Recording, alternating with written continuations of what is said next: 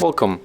If you want to change default application in your Motorola Moto Z3 Play, for the first you have to enter the settings, and right now you have to click on the apps and notifications, scroll down, tap on the advanced. Here we have default apps, and for example we can go for the browser or the phone.